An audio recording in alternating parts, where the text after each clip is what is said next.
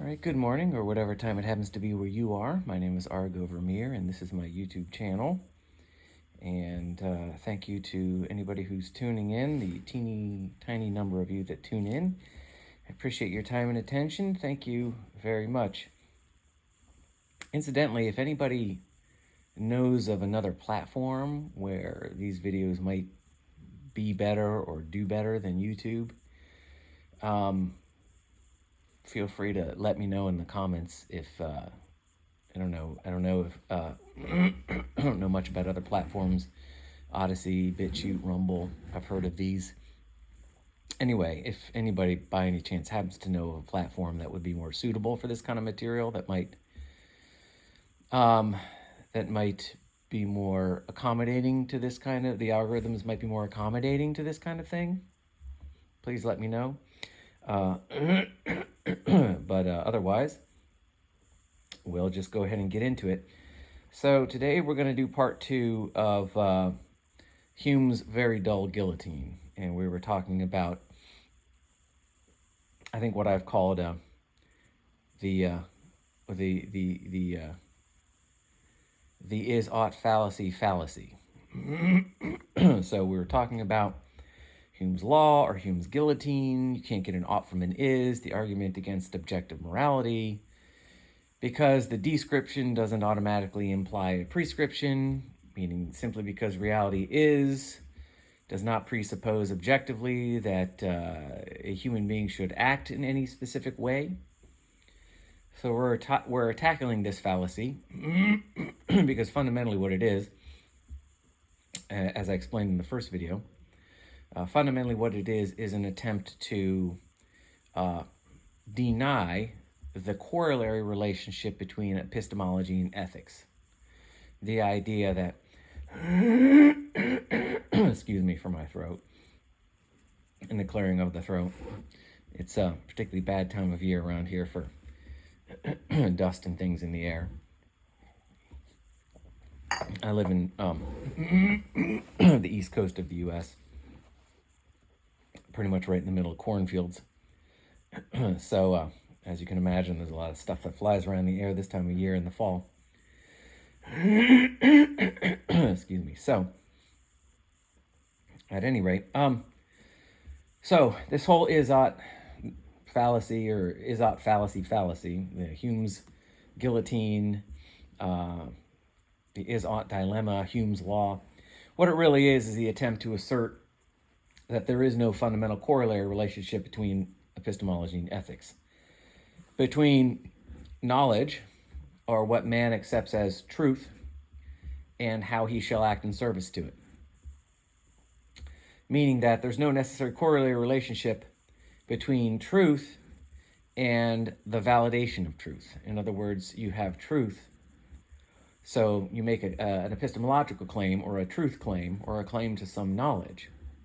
But there's no objective way that you can actually validate it as being truthful. There's no objective application of this truth, in other words. So this truth has no objective purpose. So it's a purposeless truth.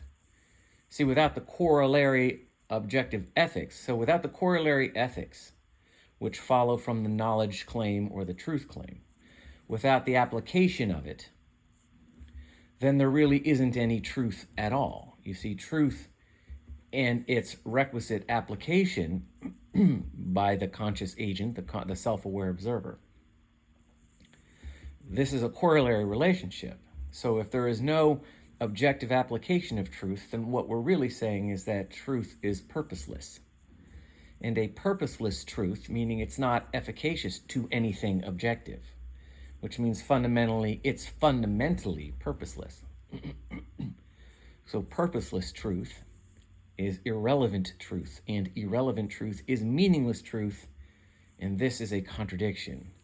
So the idea that there is no corollary relationship between what man knows and how he shall act means that there is no such thing as knowledge at all.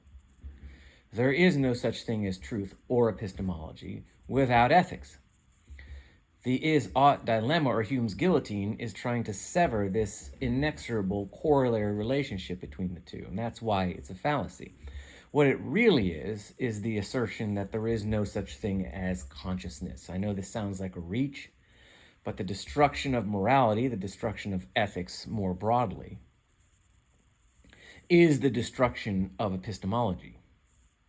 And the destruction of epistemology, or truth and knowledge, is fundamentally the destruction or the rejection of man's consciousness, or put more specifically, put more metaphysically, man's ability to conceptualize himself, and therefore the distinction between himself and his environment. So ultimately, Hume's guillotine represents the denial of the existence of man qua man. This represents a massive metaphysical problem. You see, people like Hume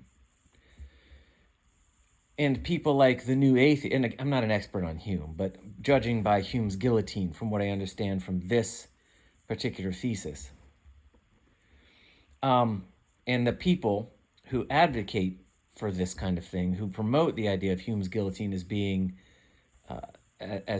somehow a valid philosophical thesis, or a valid understanding or description of ethics.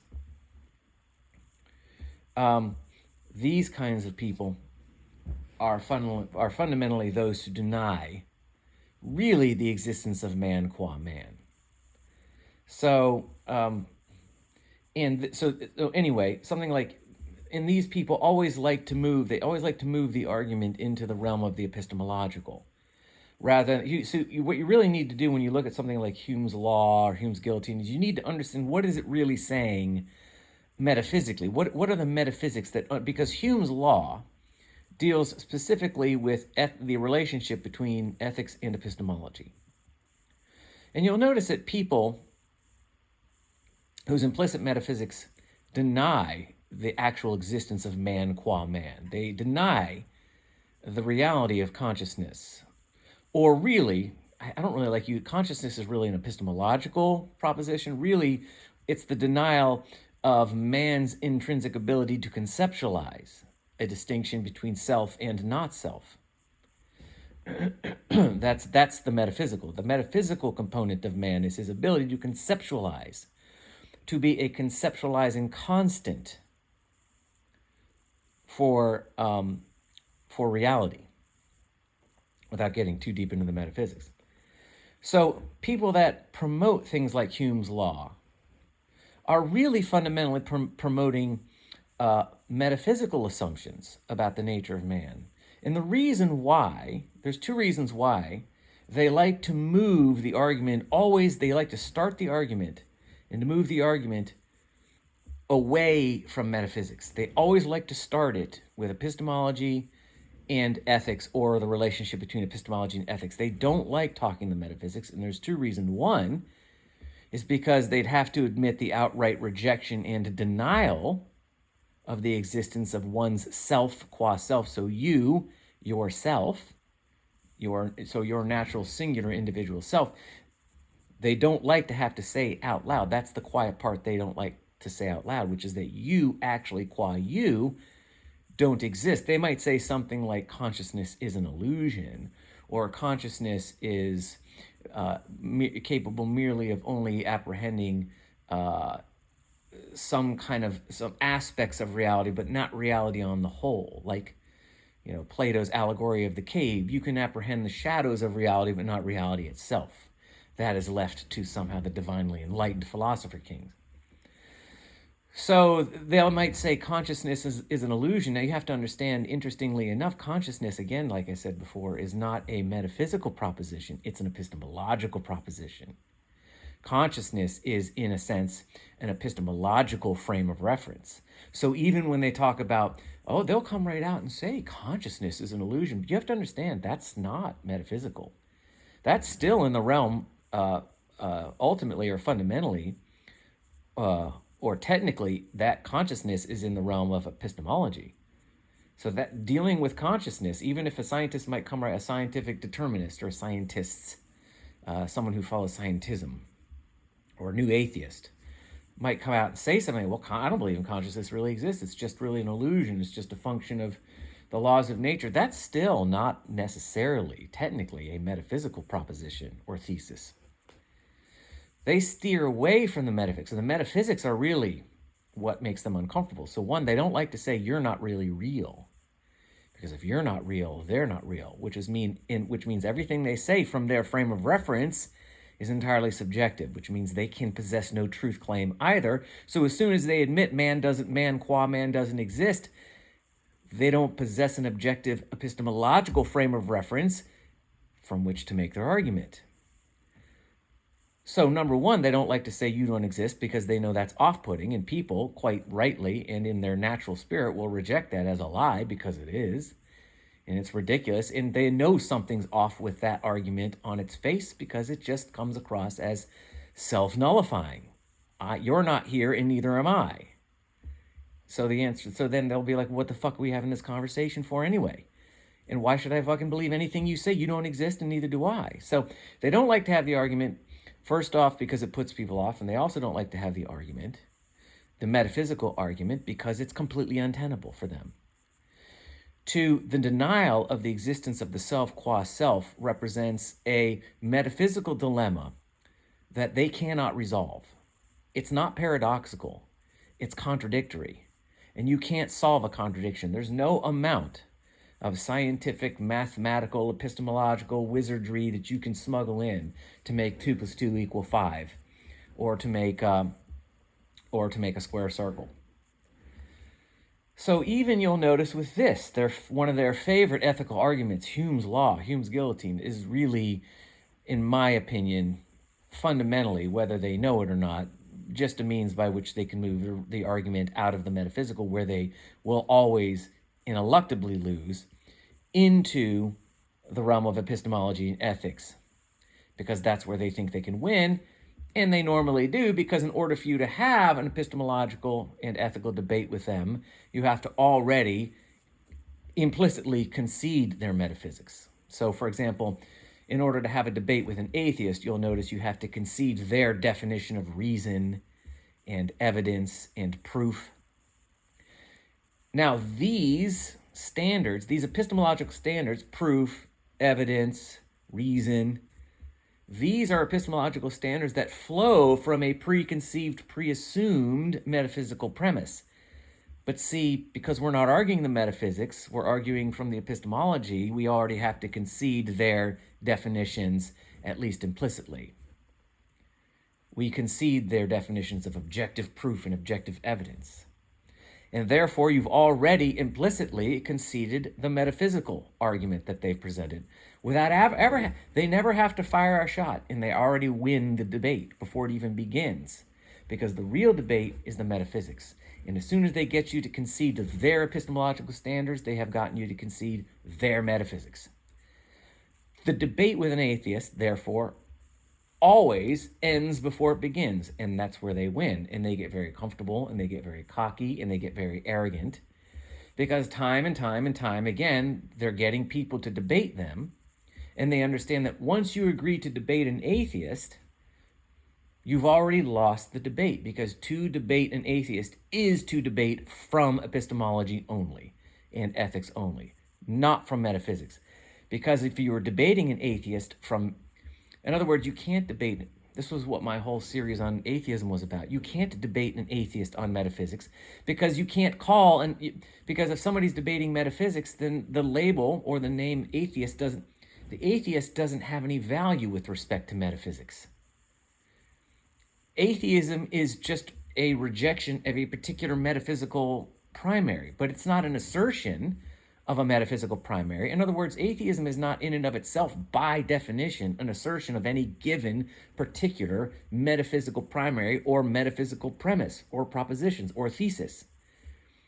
It's simply a rejection of a kind of metaphysical primary and a metaphysical thesis. Atheism is simply the rejection of God as the metaphysical primary, and that all of the metaphysical prepositions and propositions and propositions which follow from that. That's all atheism is. So you can't have a debate with an atheist that's metaphysical. That's an oxymoron. A metaphysical atheist is an oxymoron. Atheism doesn't promote any specific metaphysical primary or metaphysical premises. So you can't have a metaphysical debate with an atheist because they wouldn't be called an atheist, you see? So my point is that time and time again, atheists are finding people suckers. I'm not saying they're dumb. I'm just saying they get suckered into these useless wastes of time called debates with atheists, where they lose before it even begins, because in order to debate an atheist, you already have to concede their epistemological standards, which means you've implicitly conceded their metaphysical standards before you've even begun the debate. Their unspoken, undefined, ill-defined metaphysical standards before the debate even happens. So you see, once you've conceded their epistemology, the debate's over, and therefore even further compounded, the loss is further compounded because you've conceded their metaphysics implicitly. You see? So I know I'm using the word implicit a lot. I'm struggling to find a synonym for implicit, but tacitly is maybe a word I could use. So people get bogged down in wasting their time with atheists, having debates that never matter, because to engage in a debate with an atheist is to already lose it. The debate is always the metaphysical.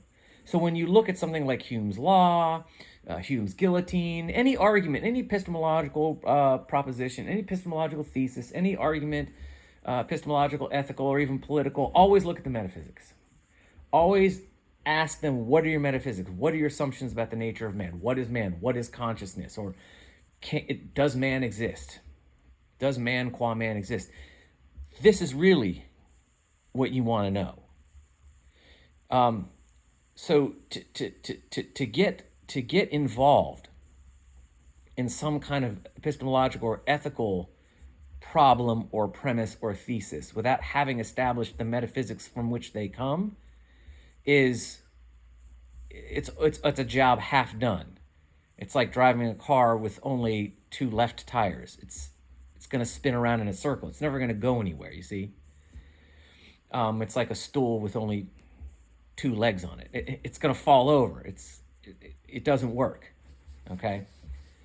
And this, of course, is, the problem with Hume's law or Hume's guillotine. This is where it falls apart, because it's an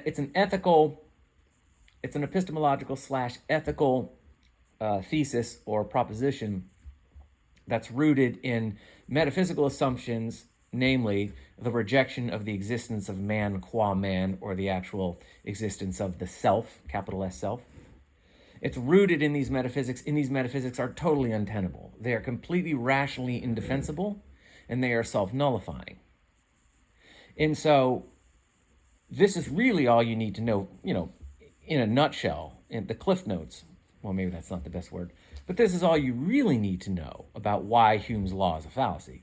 It's a fallacy because the metaphysics which underwrite it are completely baseless. They're completely irrational. And so Hume's law, therefore, is a function is an ethical conclusion that you would derive from these false metaphysics, which make Hume's law false. But basically, Hume's law is just an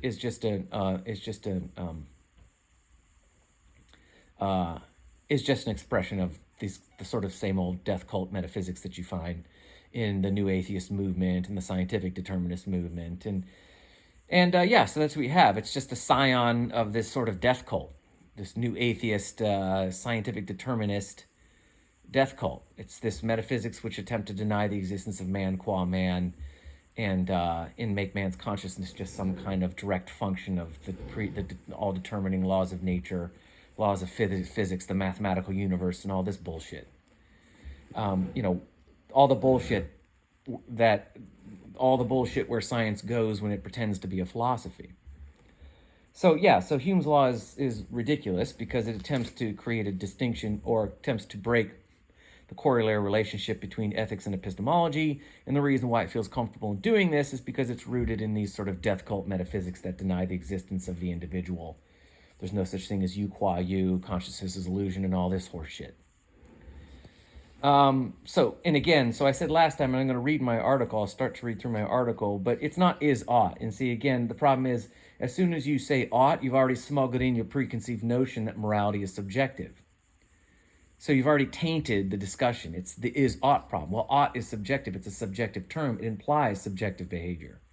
So you've already defined morality in subjective terms, right? So so the is-ought problem is begging the question, in other words. It's the logical fallacy of begging the question. You've already smuggled in the notion that morality must be subjective before you've actually made the argument. The is-ought dilemma. It's not ought. It's shall. Like I said in my last video, it's not is-ought, it's is-shall. You see, morality is what you shall do. Morality is what you shall do. Legality is what you will do. Morality is what you shall do. So, because this is true, this is how you shall act, because to act in any other way is to create chaos and death. There's nothing subjective about morality, and there's nothing subjective about legality. Legality is what you will do. This is what you will do or else. There's no choice involved. You do this or else. The state doesn't make suggestions. The state doesn't tell you what you should do. The law doesn't tell you what you should do or you ought to. The law tells you what you will do. And morality doesn't tell you what you should or ought to. Morality tells you what you shall do based upon this being true. Because this is true, this is how you shall act. This is why the Ten Commandments, which I don't believe are a legal declaration, but are a moral declaration, are rendered in the King James Version as shall. Because you are you, qua you shall not.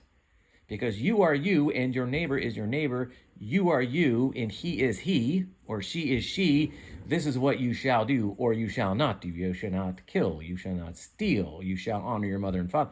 This is what you shall do, since the truth is that you, qua you, exist, and so does your neighbor. Because to do otherwise is to reap negative consequence upon yourself and your society and your eternal soul. You shall reap chaos. This is not a punishment. This is a consequence of you not doing what you shall do. It's like people think going to heaven is that not going to heaven, going to hell is a punishment. No, it's not. It's like if I'm trying to get a job at an accounting firm and I really need this job because otherwise I'm going to be out on the street, and and I've known that I'm going to need this accounting job for years because these are the jobs that are available, and I've had years to prepare, and I got to get this job.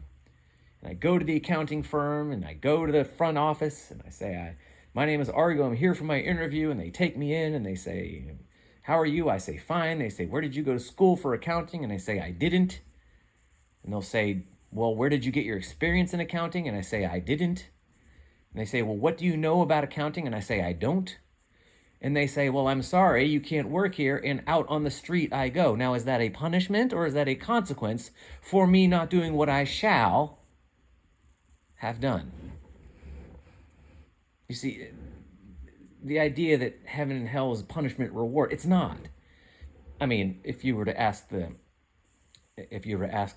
Western Orthodox sound doctrine Christians, the Christians of the church in the West that operate according to the doctrine that was established post-Augustine, they would tell you it's punishment reward, but it's not. True ethics and true Christian ethics are moral. So you are not judged according to reward or punishment. You are judged according to your actions, which means you reap reward or a consequence based on the choices you made. Did you act how you shall have acted, or did you not? So anyway, I don't want to get too far bogged down in that. But my point being is that morality is not ought or should. It's you shall do. Because to not do what you shall do results in very real existential consequences for you and reality and your eternal soul. So it's not what you should or ought do, it's what you shall do. It's not subjective, it's an objective shall. Okay, so, and I just used that example of getting into the accounting firm as sort of an allegory for heaven. It's not, like, they don't throw me out on the street as a means of punishing me. They threw me out on the street because I didn't do what I shall do. I made wrong choices, and wrong choices have very real consequences that I earned. Okay, that's morality. And those of you who don't believe in, well, anyway, I won't go in there. Okay, so I'm going to start to read, excuse me. I'm going to start to read my article. I'm not going to go too long because I've already gone 25 minutes, but we'll go ahead and get started here. And this is an article I wrote on my blog a while back. I haven't read through it in a while, so bear with me. I might stop and give some commentary. And I might have covered stuff that's in this article already to some extent in the last video and the prologue to this video, or the preface. All right, so Hume's law says, in short, that one cannot derive an ought, a prescriptive claim, from an is, a descriptive claim. In other words, there's no such thing as objective morality because volitional behavior, the engagement of the will, being how we classify behavior as moral, immoral, or amoral, is always predicated upon purely subjective if premises. So let me say that again. Hume's law says, in short, that one cannot derive an ought, a prescriptive claim, from an is, a descriptive claim.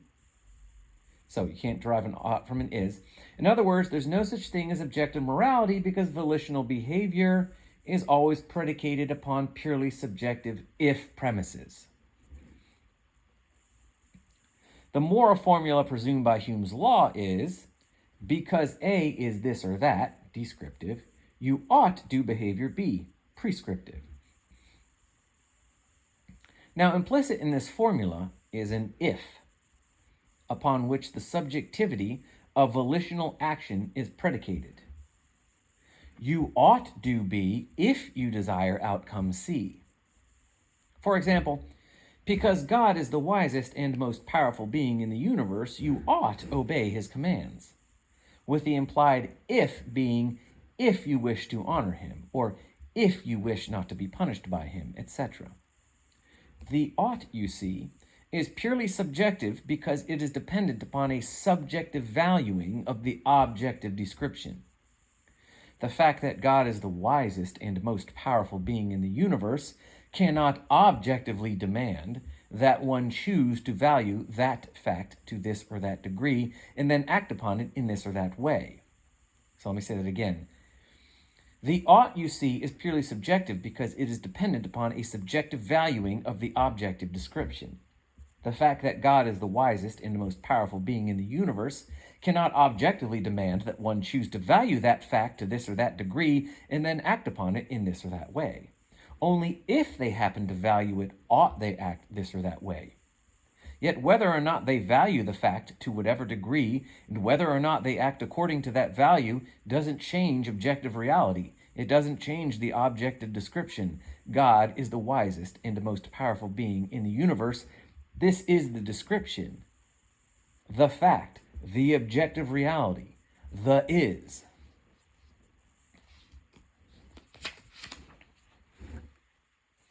And whether that ought compel one to choose this or that action is utterly dependent upon the degree to which one decides that fact matters to them. What one ought do with a given truth claim always depends on the degree to which they value it. If they value it, then they ought do this or that. That's why morality, what one ought or ought not do, is only ever subjective.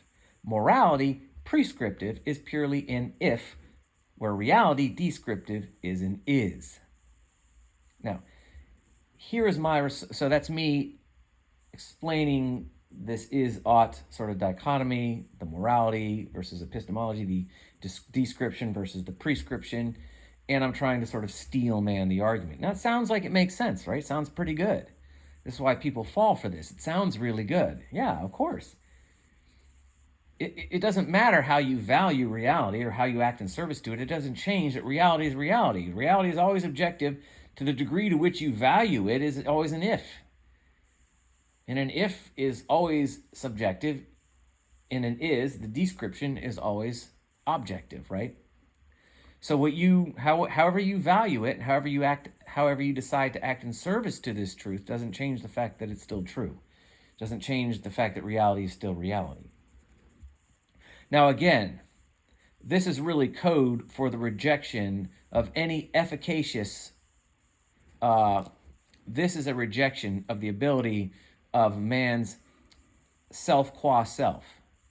to affect any objective, efficacious outcomes on reality itself. Meaning that if man qua man, his conscious frame of reference, his conceptualizing self is really only tertiary and utterly subjective, then whatever man decides to do, however he values the truth, is irrelevant.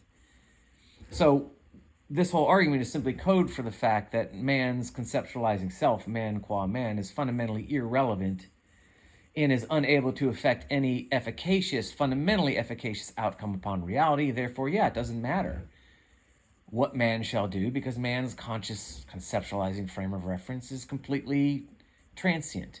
It's tertiary to reality. It's subjective. It can't really change reality. It can't change the truth. You see, this is the metaphysics upon which this is-ought dilemma, or is-ought fallacy, so-called, upon which this is based, right? But these metaphysics are wrong.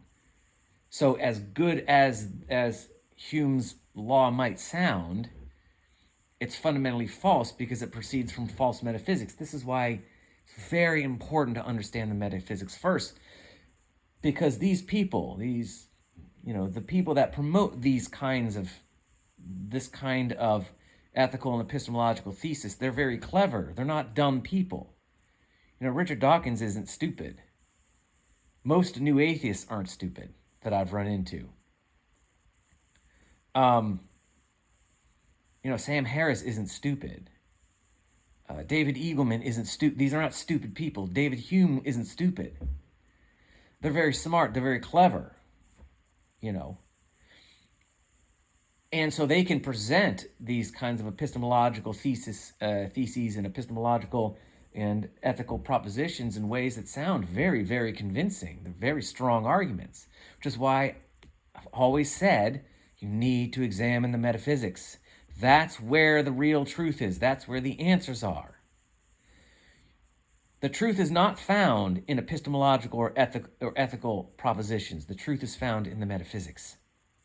People who only want to focus on the ethical and or the epistemological and or the political are always, always, always fundamentally afraid of the truth. They're avoiding the truth. To avoid the metaphysical is to avoid the truth. And so people that are hell-bent on always pushing epistemology, ethics, and politics and never want to talk about the metaphysics, you should be suspicious of them. You should be suspicious. Okay? And you should before you just concede, you should take some time to figure out what are the metaphysics that they're running. Why are they running away from the metaphysics? Why are they denying that metaphysics exist? Why are they running away from them? Why are they denying them? Why are they sidelining them? Why are they marginalizing them? Why are they pushing them to the side? Figure out why. And there is where you will find out whether or not their epistemological, ethical, and political claims are valid or not. Because if the metaphysics are invalid, if the metaphysics are false, which they are, if you're a proponent of subjective morality, your metaphysics are bad. Okay? But if the metaphysics are bad, if the metaphysics are wrong, then I don't care how well presented and argued their epistemological, ethical, and political propositions are, they are false. So always, always, always examine the metaphysics, you see.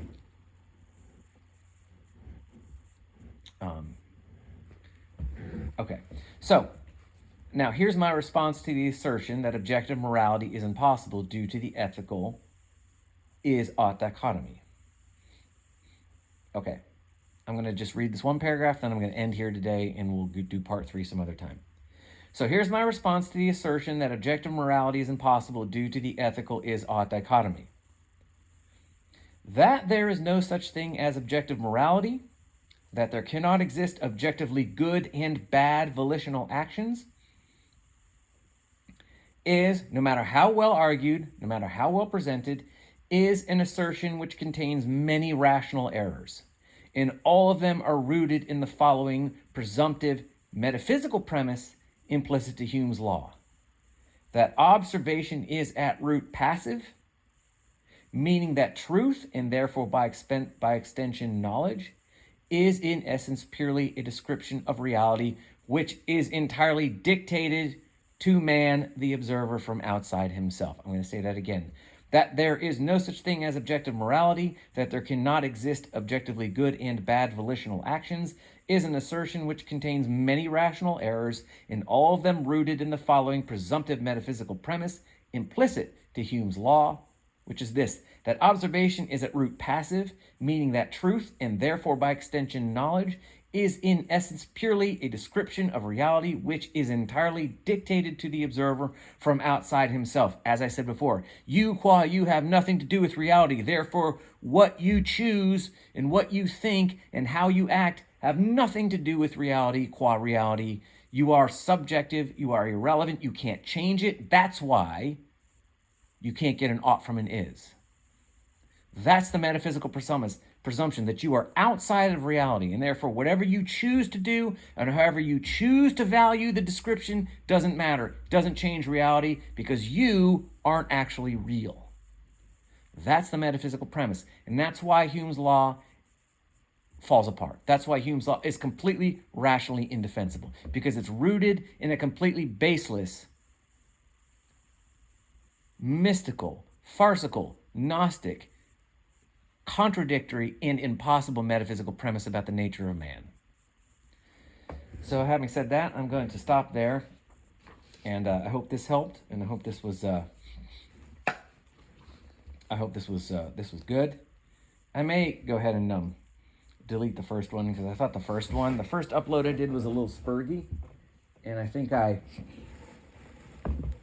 touched upon everything really relevant here in this one anyway. So if I only have like a couple of views on the last video, I may go ahead and delete that one and just upload this one as part one. But I'll have to see. I felt better about this one than I did the first one. The first one I was in a parking lot. And it's always a little tricky to do it in the parking lot. There's a lot of distractions. So, all right. So having said that, I think I will sign off for now. Thank you to anybody who's listening. I really appreciate you being here. All God's blessings to you. Stay safe. Stay at peace, stay in faith, don't stress, get your rest, and we will talk at you next time. All right, thanks a million. Like, subscribe, share. If anybody knows of any other platforms where this stuff might be better or more accessible, or the algorithms might treat it more kindly, please let me know. Otherwise, I will see you back here on YouTube in a bit. All right, take care. Talk to you later. Bye.